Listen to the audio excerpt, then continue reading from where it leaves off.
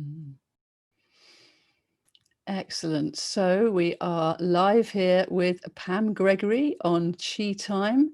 We are talking truth like the only way we can, really, Pam. So absolute thrill to have you back on the show. You complete delightful woman, you. I mean, you know, your labels are master astrologer, author, philosopher, wise woman, becoming an elder, I think.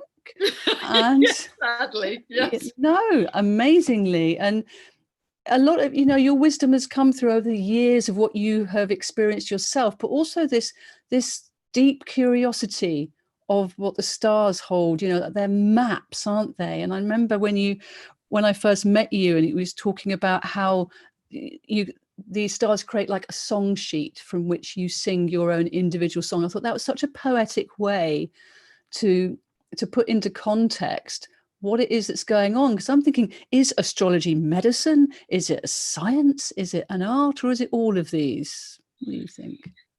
Yes, it's definitely a science because it's based on the astronomy. But I think, and I really started astrology with a very analytical mind. I've naturally got a mind that is, like a ferret up a drain pipe. It has to analyze. So I started in a very analytical, mathematical way, and it is a language. You have to learn the rules of what the symbols, the archetypes are about, what the geometry means, blend them together. And that synthesis is, I think, is one of the hardest things for people to learn when they're studying astrology, because there's such a sense of overwhelm of data, overwhelm of information. And it's the synthesis that really makes the difference. And that's where your intuition starts to come in, to kind of weave a tapestry. It's more and more as you become experienced. Yes, you've got the astronomy, as it were, but you are weaving it into music. Because actually, I think ultimately we'll discover that each of the planets has a frequency, has a pitch, has a resonance. And so there's actually, as Pythagoras talked about way back in ancient Greece, there is a harmony of the spheres. So I think ultimately we'll discover that it's that frequency of your birth map, of your birth chart, that you are living out. Wow. So I don't know if that's really answered your question, but that's how I feel it. No, it's I opened it up into an explanation of the reality, because there's something very practical going on here as well. But there's also that intuition, as you say. And I wondered how long it was going to take you to mention the word frequency in this interview. And I think you're in about 3 minutes in, and she's on it. Endlessly banging on about frequency, yes. This is the key. And just before we kind of move into that arena, I really want to talk to you about that, frequency and chi, and that we are recording this on Monday, the 22nd of June, which means we've just come out of the solstice, eclipse, new moon. Feels like a complete pivot going on here. And I remember a couple of years back when you were talking about 2020 as being a year where we're not going to recognize it, we're not going to look the same in society. And we're going, what does she mean? And now look at what's happened. So aside from the sacred seclusion that we've all been in for the last 3 months, now we have the opportunity to step into, what are we birthing? What are we bringing through here? And with this pivot shift over the weekend, is it like everything's up for grabs and it's up to us to actually vision it in, or what? I think a huge amount of it is down to us. I think individually and collectively, what we are putting out is what we are attracting in. Now, we're being helped massively by the increased level of cosmic and galactic energy pouring onto the Earth, the photonic energy that's just absolutely flooding into us. It's upgrading our DNA. It's shifting us from carbon to crystalline. You can almost see it. I can see it with a closed eyes, perceive it. This column of light coming through our crown chakra, through our hearts. into the earth. I can see that, and I don't really feel I'm massively psychic, but so it's getting in tune with all of that new energy which we've never ever in our lifetimes had on this earth plane before. And that's because, as I often say, our entire solar system is spinning out of this area in space called the magnetic cloud. If you imagine it like cotton wool that's protected the earth from a lot of this energy, we're spinning out. We're in the process of doing that. So the magnetic shield of the earth is dropping massively. It's like the cotton, we've spun out of the cotton wool. So we're receiving energies which we have never experienced in our lifetime. So that's a very big part of it. I also feel very deeply that we're being helped by benevolent beings. And you know people, and I know people, got many close friends who channel benevolent beings who say you have to ask for help, but we are there to help you. We're not there to save you, but we're there to help you. So I think three broad answers to your question. All this new cosmic and galactic energy, I do think we're getting benevolent help when we ask for it, but also it is down to what we are putting out, to what we are attracting in. If we are putting out terror, anger, hate, division, we're going to get that back. That's going to be our future. If we are able in this year of spiritual mastery, and I really think that's what 2020 is teaching us, to hold a frequency of love, joy, gratitude, appreciation, freedom, whatever positive emotion you want to choose. And divine neutrality keeps coming to me as a phrase, divine neutrality. Being in this bubble, and it isn't that you're not aware of what's going on in the world. I actually think it's very important to be aware of what's happening, the bigger picture, and having kind of heard and seen that, say, okay, I'm not going to accept that, but I can see what's happening. And despite that, I can still keep my frequency high. Because if you look at all the great spiritual masters in the world, they said, whatever the outer circumstances, you've got to hold that frequency. You've got to hold that equanimity and that vision. So really, I guess that's where I'm at with the astrology. So the astrology helps us massively individually as self-understanding. It helps give us the map. It helps us see potentially what's coming down the road in a global sense, gives us a very good sense of that. But then it's up to us, because we are playing our music. The music doesn't play itself. The map, the unique sheets of music are there. We decide how to play them. Do we live small? Do we live big? So that's quite a long answer. I hope it's covered something. Yes.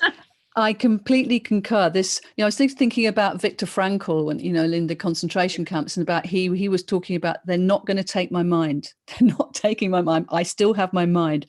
And while we have the freedoms that we do have, it's appreciating what we have right now. And I know I've got a track to play right at the end of this that encompasses all this, and I want us to sing along, but we're still here. We're in the now, and what we can appreciate in the now moment is true. Appreciating the miracle of your life, the fact that we exist is phenomenal. I mean, we've got the stars above us, the earth beneath, and the earth from a long way away looks like a star. Yes. So we are actually on a star. And we're made of stardust. I mean, like, wow, we are cosmic beings. We are galactic citizens, I think I'm quoting you here. Yeah. And, but we're also visitors. So just before you came on, I played that track from the Outlander theme that's about a woman that goes back in time. And it's just like, the stars have been there forever. The cosmos is here as far as we know, and we are visitors. We are custodians of the planet. Yeah, and we're really fortunate to be here now. And that appreciation of that miracle of life, I think, is so huge. It can sustain us through the difficulties of the everyday do you know what I mean? If you come back to that reality of being grateful for your existence, I think that goes a long way. I agree 100%, and a few sort of answers and tips with that. I think with the lockdown, the freedoms that we still had were even more precious. I mean, I have to get out, although the days are crazy, I have to get out for an hour in nature every day, whether it's cycling or walking, I have to be in nature. And I've done that kind of all my life, but that became so precious that we still had that freedom. Without that, I would have been much more challenged, I think. So, and another technique I often use is when there's something kind of woo, quite scary that I've just read or seen, whoa, I don't like the look of that very much. I will instantly bring myself back to breathing in and out through my heart like it's a lung, which slows and deepens the breath, as you know very well, Clara. And I say to myself, I am the love, I am the light, I am. I am the love, I am the light, I am. And I just keep repeating that as a mantra. And when I'm falling asleep at night, when I'm waking up in the morning, and I really, really do this, I say, I live in bliss and peace and love. I live in bliss and peace and love. And I will do that because that's the kind of threshold into sleep and the threshold to awakening, you know, with your eyes closed. And that really, really helps to put you in a kind of, it isn't so much a bubble, because you need to understand what's going on in the world. You can't just be in kind of la la land, but it helps you sustain a better frequency through what, because we're only at the beginning, actually. I mean, a lot of people are saying, well, it's all over now, you know, it's going to get easier and better. We are just entering the birth canal. We are just entering the birth canal. And that huge solar eclipse at the weekend that was just enormous as a new beginning is the beginning of the entry to the birth canal. But that's a fairly painful, messy job that, you know, now there's light at the end of the tunnel, as it were, when we come out, and there's a very different world from being the fetus. But I think that's the process we're into now. And we can't go back. We've started. Well, quite, and this is it. And I think a lot of people are talking about this birthing process, the birthing of the new earth, and that each and every one of us, our collective visions are birthing through us all individually, but for the collective. So we're doing it on behalf of all. And I love that idea of those affirmations, the beginning at the end of the day. I do something very similar as well, because it's simple. And when you're tired and you've had a full-on day, which I know we do, you plop into bed, you go, oh God, I'm here. But I am love and I am light and I am grateful. And it's just, it's not like we're in a bubble. It's almost like goes back to reset of truth, a deep truth here. And it's like going, yeah, I am. And the more you come into that, the stronger it becomes. So you find that place inside of you that really is home, that really it goes with you everywhere. And you can trust that place. And that becomes like a truth barometer to all this information that's coming in that we do, as you say, we do need to know about. But how does that settle with me? Does that sit right? Am I going to be researching that more? Or is that just feeling really fishy and like, not going to entertain that anymore? Or, you know, and I think so if we're at the beginning of the birth canal, I know we're in eclipse season now, and you've spoken about how we've got another, what is it, Jupiter-Saturn thing happening at the end of the year. And is that what you're talking? Is it a 6-month birthing process, or is it a lot longer than that, or what? I think do you the think? 6 months will be strong. Let's use that word. I think the 6 months will be strong. Things I want to come back to in what you've just said, but certainly from the Saturn-Pluto conjunction in January, the deconstruction of the old order, we can see on a daily basis how that's happening. People losing trust in their governments dysfunctional, corruption being exposed. That was the beginning of the kind of, I've used the analogy recently of if you're fitting a new kitchen, you've got to smash out the old one before you put in the new, you know, so it's all a mess. It's rubble and dust and ghastliness. But you have to do that before the new can begin. So the last 6 months have been a very clear beginning to the deconstruction process, which we can see all around us. So everything we knew is foundational, structural, people we trusted, our elected servants, all of that is sort of up for grabs right now, more and more so.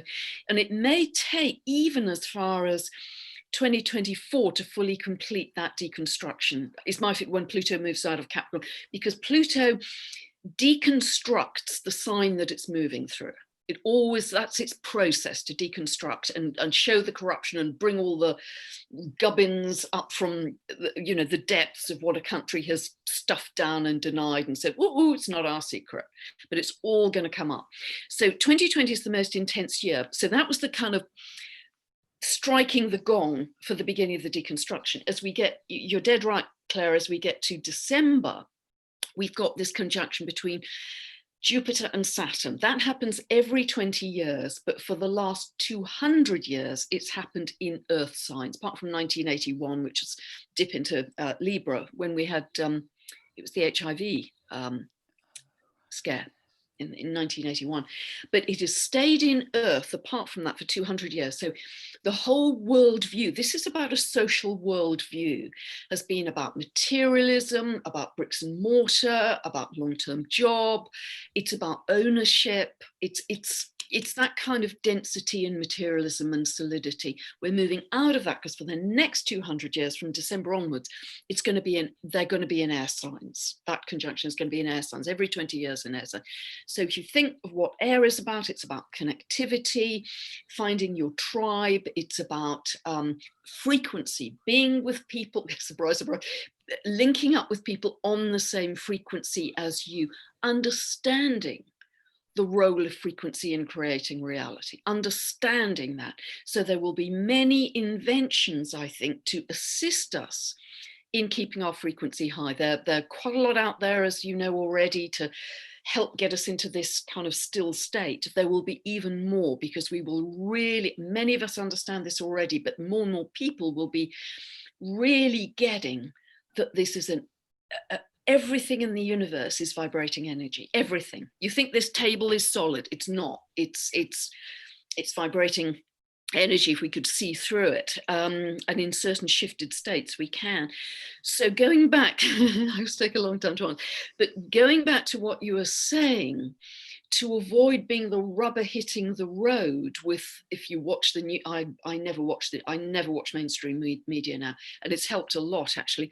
But if you're constantly, if your point of focus is the outer, and my goodness, there's a lot of bad news out there, you are going to be run ragged with your energy. What you were saying is finding simple ways to bring yourself back to set point, back to your default frequency, to be butter melting in the sun, to drop into your center, and starting to understand that we have to live from the inside out, not the outside in, to become empowered. We have to, and that's when we're no longer a victim. We're no longer giving away our power to anyone or anything external. We are twiddling our radio dial, and we are creating from here. And that will become a much more widespread understanding. So, and just like you said, it's simple stuff. I am the love, I am the light, I am. Or staring into a flower, or listening to the birds, keep it, it's nothing complicated. I mean, for me, maybe I'm just a simple soul, but for me, it's really simple, because you've got to get to it quickly. And I think that's through all the stress and bad news and and there's going to be more to come in 2020. There's going to be a lot more to come. So find your simple ways now of getting into that happy divine neutrality, that simple state that can hold you steady. Because as you so rightly say, Clara, the more you do it, the steadier that anchor becomes. That's that internal anchor. So we all got to do that, and we've got to do that to help each other too.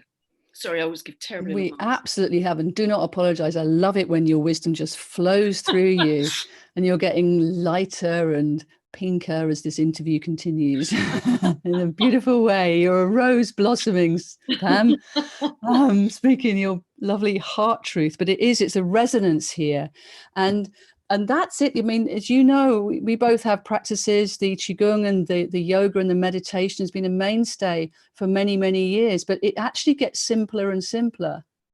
Because I think that's it. If you make it too complicated, I must practice. It's like, for goodness sake, go out and look at the flowers. That is a practice. Go out for a walk in nature. That is a practice. Where do you feel like you're not being forced or shoulded into doing things? I mean, But having said that, I've had loads more people coming in with interest of Qigong now that I'm teaching it online.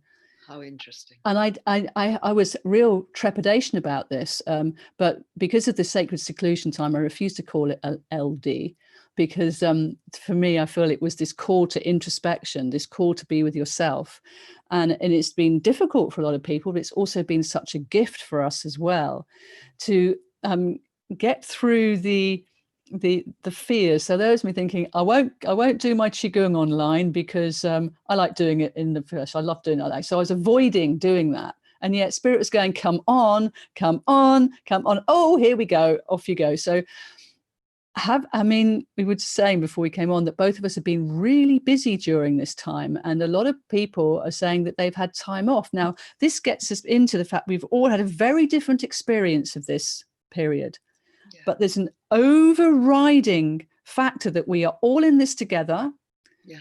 We can all help one another. The community neighborhoods are growing. All of us are feeling, I'm speaking on behalf of all of us, get me wrong, that we are calling for community that nourishes our hearts, that takes care of our bodies, where we take care of one another naturally, just because we live in community, and both of us live on our own at the moment. But I know that call for community has been with us for quite some time. And is this something that you think is going to come out of this particular period, that people are going to become stronger in their communities? Very much so. I mean, Aquarius is the sign of community. So whether that's online with a group of like-minded souls, or whether it's for real, but you're moving to a different geography to actually set up a community and grow your own food and all of that, the off-grid or whatever, which is a very attractive idea to many people.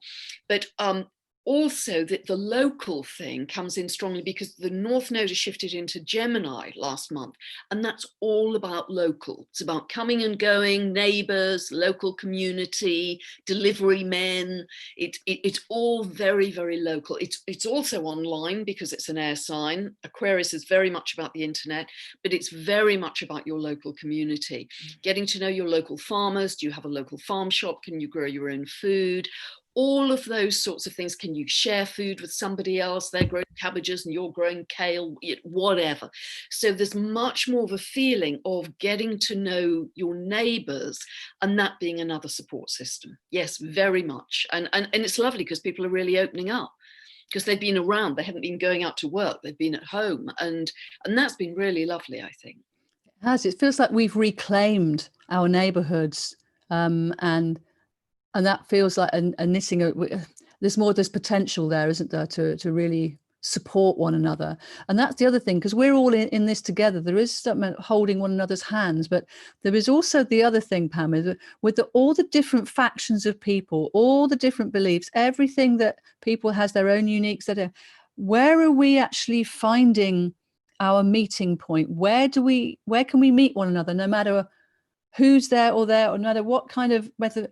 Where are we meeting? Where is that place of being that we can actually go, oh yeah, I can connect with you there? What do you feel about that? Yeah, that's really interesting, because of course on social media, it's it's very Tinder dry and volatile, in the slightest word, and people can erupt. And I just try and avoid all of that energy because it isn't helpful. So I think we have to think of a higher agenda, because all of us want a better world. All of us, we can all agree to that overarching principle of a better world, a better earth, where nobody goes hungry, there's enough to eat for everybody, we all have shelter, there is peace in the world. So all of those big, big principles we can all say yes to.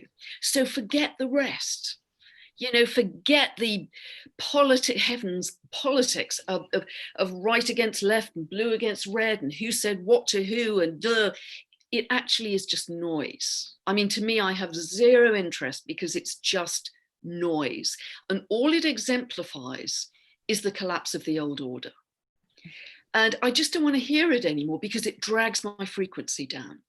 So I'm just trying to stick to that. Let's call it an umbrella of love, compassion, mutual respect, love for all beings, all sentient creatures, love for the earth. And what is fabulous, actually, that I got very excited about recently, I don't know if you listened to it, Clara, but I did a YouTube video on some new planetary archetypes that there's another astrologer, a wonderful American astrologer called Kelly Hunter was talking about. I listened to one of her presentations and I just became electrified, because these are dwarf planets, long, beyond the realms of Neptune and Pluto. But the archetypes have a lot in common of having a magical shamanic connection and understanding with the earth. They are able to, in many cases, regenerate the earth, produce food magically. They have this just fluid, flowing, instinctive understanding of the earth and how the earth ticks, and that we are so much part of nature. I mean, our circadian rhythms, we are totally part of nature. In our so-called sophisticated modern civilization, we think we can dominate nature. Well, that's rubbish. You know, we can't survive without nature. I wrote about this in my first book, that it was very relevant to the Schumann resonance, because this was in the 1950s, and there was a German professor called Professor Weaver, and he took a group of volunteers and put them in a kind of lead building.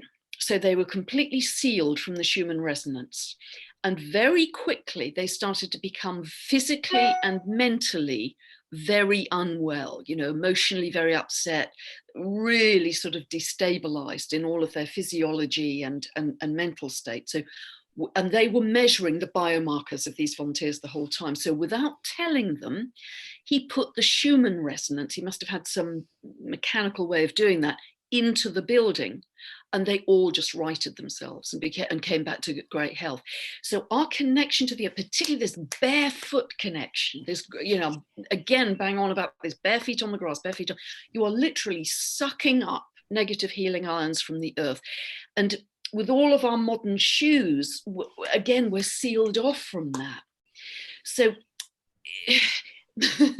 so those new planetary archetypes got me very excited, because they took us, boom, right back to this simple fundamental connection with the earth.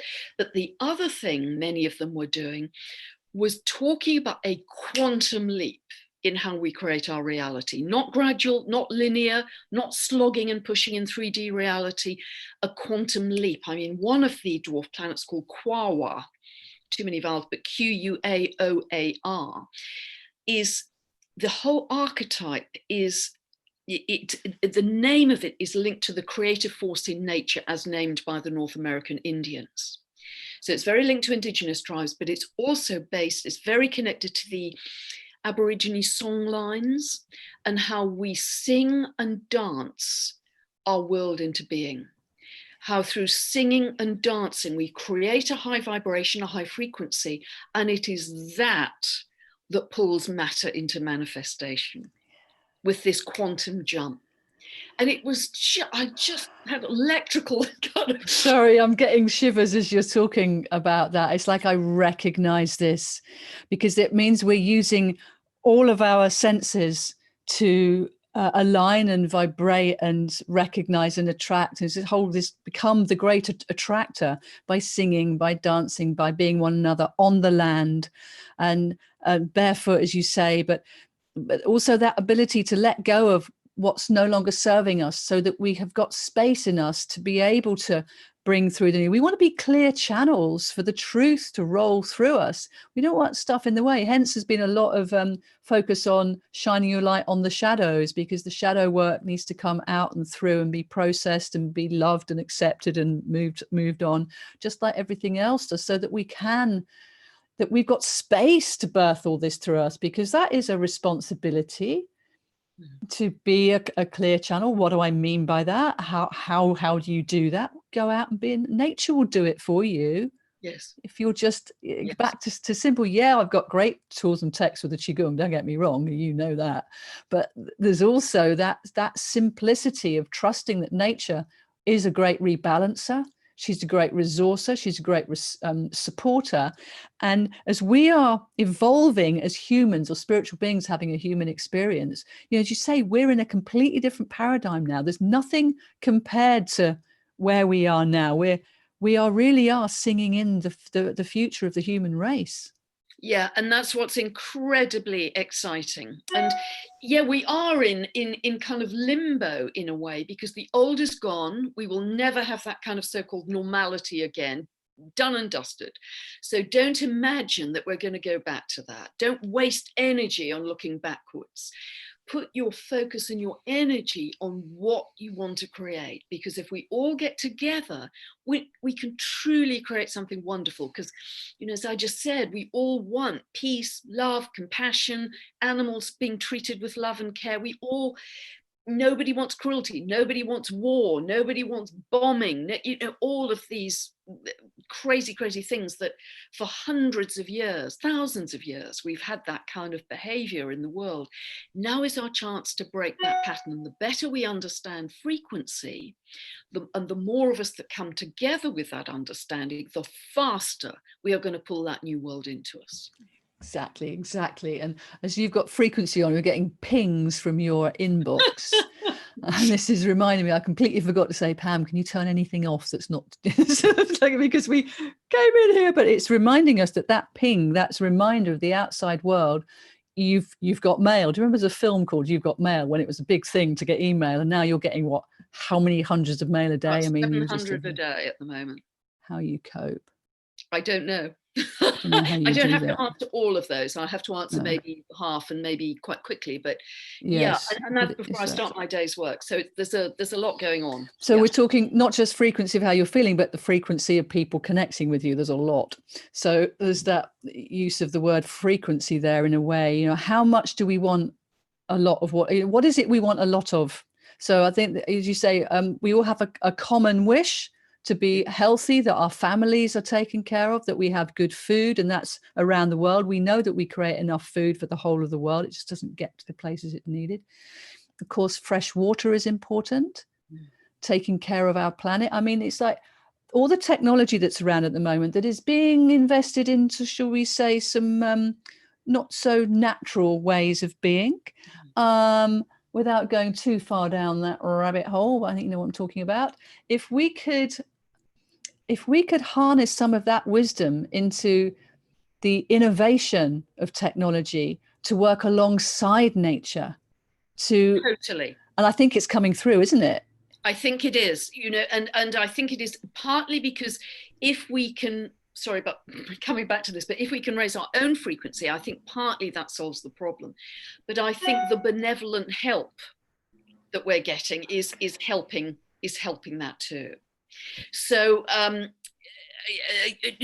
think a lot of things are changing what appeared to be a really pretty scary situation a while ago. And although it will continue to exist for a short time, I think it is already being changed, let's say. It is. And human beings are so adaptable. I mean, look how many people are now tilling their gardens and growing stuff. You know, you couldn't buy seeds online for quite some time. People were just going, let's do our own thing. That's going to be so interesting because, you know, all that it's so natural, I think, growing your own food. And I've got pots here because I've got a courtyard garden. But my goodness, I have got pots and I am growing stuff because I can't not.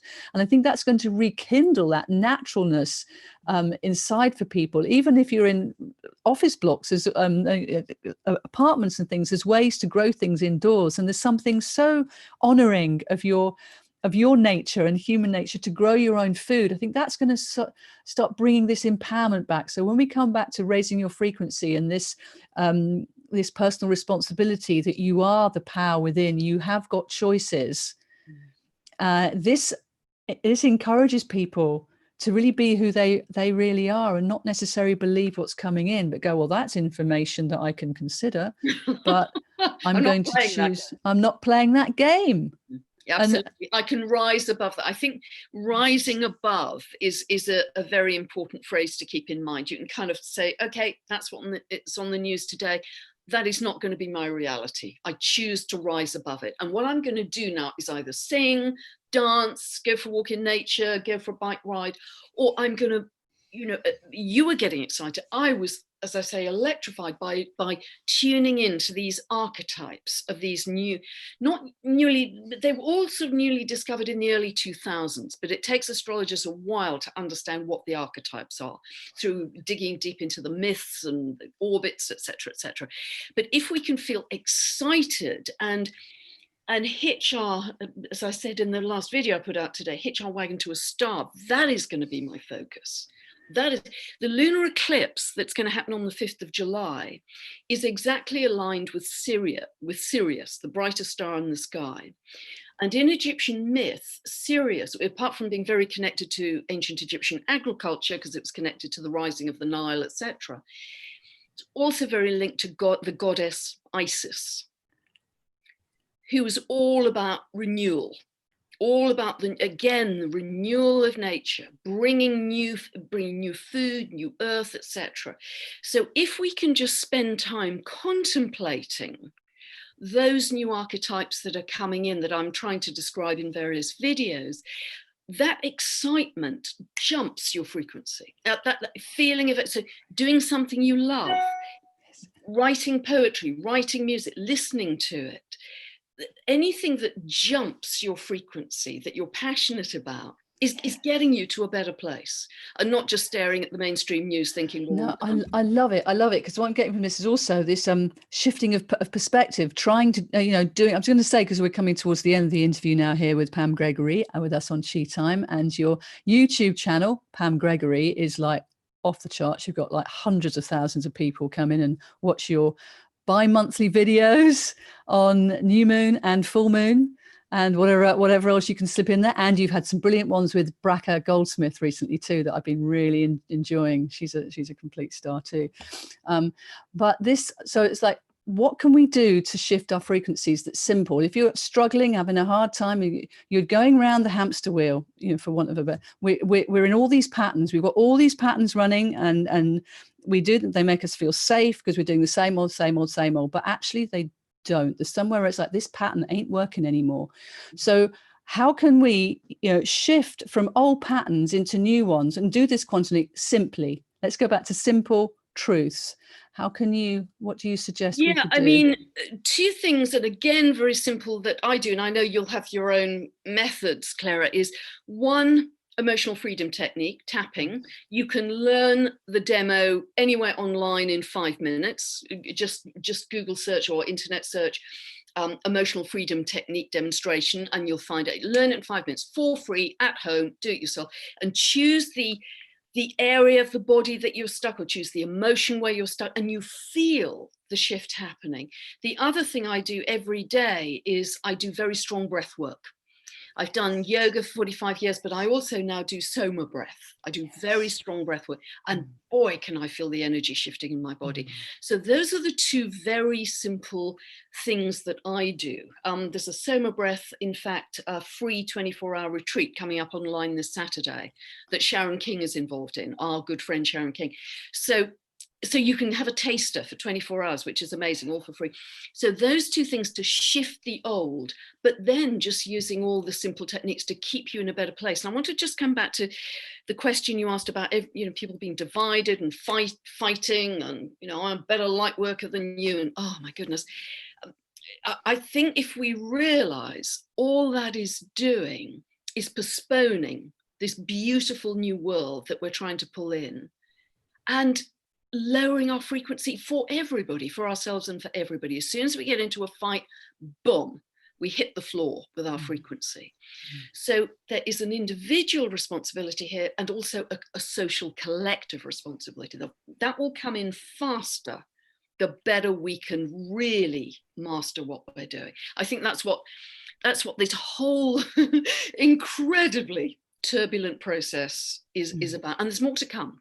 As I say, that's the thing. It's getting the tools under our belts now. And I think one of the big things that shifted for me was when I realized that if somebody triggered me, they were actually being my friend, because I wouldn't have looked at that trigger had that not occurred. And actually that was bringing something up for me to look at. And it's completely shifted how I respond, particularly my son's here outside at the moment. He hasn't been the second time with me, and he's really good at triggering me, but But in a way it's, or he used to, but now it's like I breathe with it. I go, okay, there's an old trigger. What's it showing me? What's it showing me that I need to be looking at now? There's still a residual energy there. And so it's bless the trigger. And the other thing that has really helped is doing little things in a different way. If I'm trying to shift out of old ways of being, I mean, I know I decided to give the keys back to the landlord and go home free for 5 years. That was a massive shift of like, I'm going to do things differently. But there's also that thing about, even if you do little things like pick the kettle up with the opposite hand, or I was going to say clean your teeth with the opposite hand, but that's really tricky. But, sitting on the other side of the table, or moving the furniture, or just something around your everyday setup that you could shift and go, actually, I don't want to have the fridge there anymore. Let's try it over there for a bit. So you're shifting your physical domain that helps you shift your internals. Just an experiment, just an idea. Shifts the patterns. It's a pattern interrupt. And I think what is really important about what you've just said is it takes you back to the present moment. Yes. Takes you back to the present, because if we're in the past, grunging about she or he or what they did to us, or we're looking to the future with terror, we are giving away our power. We have to stay in the present. And all those little things you've talked about, picking kettle up with the wrong hand, etc., they are making us be focused in the present moment. And that's where our power lies, and is the only place our power lies. Oh, this brings us beautifully into the track that I want to share now, which is The Power of Love is Here Now. So Pam, thank you so much for sharing more of your wisdom and your vision and your strength and your honesty and your humor. How can people find out more about what you do? Yeah, just the website is pamgregory.com. The YouTube is Pam Gregory Astrology. I'm really sorry, I'm booked for the year with clients. I can't take any more. I haven't got a waiting list deliberately. It'd be over 1,000 people long. I'm not taking bookings for 2021, so don't write to me on any of those. But you can buy my books. I've got a very long, detailed monthly newsletter, about 7,000 words. Thank you, thank you, thank you. Yes, those are my books. Fabulous. And very detailed monthly newsletter about global events and what we can anticipate, and then the next month the proof of the pudding of what has manifested. And I put a lot of work into that. That probably takes me a week a month to do that. So that's a very good way of improving your astrological knowledge as well. And I've got teaching videos on the products page of pamgregory.com. Yeah, there's tons there. There's tons there. There is. You're such a busy woman. I hope you get some time to get out in nature. I know you do. You're really good at prioritizing. I was just to finish. What is your top priority right now? What's the most important thing for you, Pam? For me, I think just to live in love on a daily basis and broadcast to the world. That's the best thing I can do right now. Yeah, I completely agree. And I think that connecting point of all the different peoples in all the world, we're all breathing the same air, we're all living on the same planet. We've already got that in connection, but we all have a heart and we all get heart energy. And that, as we know, is the biggest radiator of positive chi that there can possibly be. So on that note, we will leave you with breathing into your hearts, thanking you all for watching Chi Time, here with me, Clara Apollo, and my amazing guest, Ms. Pam Gregory. Thank you so much. Here is Alexia Chellam with The Power of Love is Here Now. And if you're watching on the live, you're going to have to hop over to a Spotify to listen to that now. This is going to go out on UK Health Radio from a Thursday and be available on Spotify and iTunes podcast. And also the video here is going to run on my YouTube channel, Clara Apollo's Chi Time. Do subscribe and then you'll get to know who's coming up next. So once again, thank you all so much for being part of Chi Time, particularly to Pam. Thank you, my dear. Joy to share. It was really fun to be with you, Clara. God bless. Always. And to you too. Go well, my friend. And you.